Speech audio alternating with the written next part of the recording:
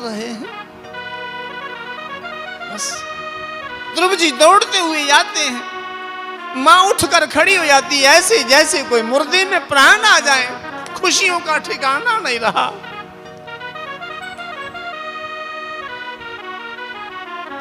आज मां ने पूछा, पुत्र आ गए? दर्शन हुए?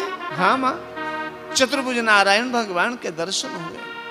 भगवान के रूप का वर्णन किया कि भगवान का सुंदर स्वरूप मैंने अपने नेत्रों से देखा है। शंख चक्र गदा धारण करने वाले, हृदय पर वत्स चिन्ह, श्री वत्स चिन्ह, मधुर मुस्कान, गले में कौस्तुभ नाम की मणि, लंबी वरमाला है, लंबी लंबी भुजाएं हैं, कानों में मकराकृत कुंडल हैं, सुंदर मुकुट है और बोरे गुंजार कर रहे हैं। भगवान के अंग अंग की शोभा का वर्णन किया। मां के नेत्रों से आंसू की जलधार बह गई, मानो भगवान का दर्शन हो गया हो। और भगवान स्वयं ऐसे भक्तों को दर्शन देने के लिए लालायित रहते हैं। इस राजा ने ध्रुव जी के चले जाने के बाद बड़ा भारी पश्चाताप किया कि मैं कितना बड़ा दया रहित पिता हूं। एक 5 वर्ष के बालक को इस भरी सभा में अपमानित भेज दिया। जल पान का त्याग कर दिया राजा ने, रानी से बोलना बंद कर दिया कि मुझे कुछ नहीं खाना है, जल भी नहीं पीना मुझे। मेरी रानी और मेरा पुत्र महलों में आएंगे तो मैं जल पान करूंगा, अन्यथा नहीं करूंगा। अन्न जल त्याग कर प्राण त्याग दूंगा। राजा ने अपनी सेना को चारों ओर भेज दिया, ढूंढो ढूंढो मेरे पुत्र को। हिमालय की कंदराओं तक, समुद्र के छोर तक, पूर्वांचल से लेकर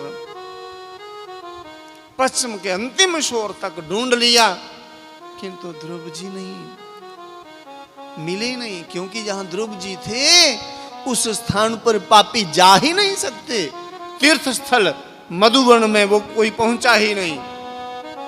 6 महीने बाद जब ध्रुव जी मां के पास आए, राजा को पता चला कि मेरा पुत्र तो मां के पास आ गया है।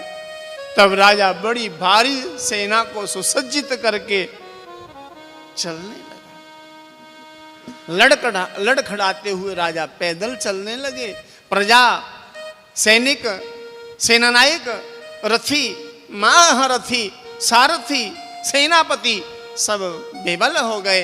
राजन रथ पे बैठ जाइए, रथ पे बैठ जाइए। राजा कहते आज रथ पे नहीं बैठूंगा, आज भगवान के भक्त को लेने जा रहा हूं। यदि मेरा पुत्र महल में आएगा, मेरी रानी महल में आएगी तो आऊंगा, अन्यथा इन महलों का भी मैं त्याग करता हूं। तब रानी सुरुचि को पता चला यदि राजा ही नहीं आएंगे तो मेरी क्या शोभा है। रानी सुरुचि भी पीछे दौड़ी। नंगे पांव राजा आए ध्रुव जी के पास। ध्रुव जी को पता चला कि मेरे पूज्य पिताजी आए हैं। दौड़कर आगे बढ़कर प्रणाम करते हैं और पिता ने ध्रुव को उठाया, हृदय से लगाया। आंखों से इतने आंसू झरने लगे कि ध्रुव जी का जो शीश था आंसुओं से भीग गया। ठंडे ठंडे आंसू हैं। खुशियों के आंसू हमेशा ठंडे और दुख के आंसू हमेशा गर्म होते हैं। ये आजमाइश की होगी ऋषि मुनियों ने। राजा ने कहा पुत्र मुझे क्षमा करो, मुझे क्षमा करो। ध्रुव जी ने कहा पिताजी मुझे शर्मिंदा ना करें, मुझे लज्जित ना करें, आपने तो मुझे कुछ कहा ही नहीं। राजा ने कहा मौन रहना, अपराध होते समय मौन रहना सबसे बड़ा अपराध है। सबसे बड़ा अपराधी तो मैं हूं बेटा, मुझे क्षमा कर दो।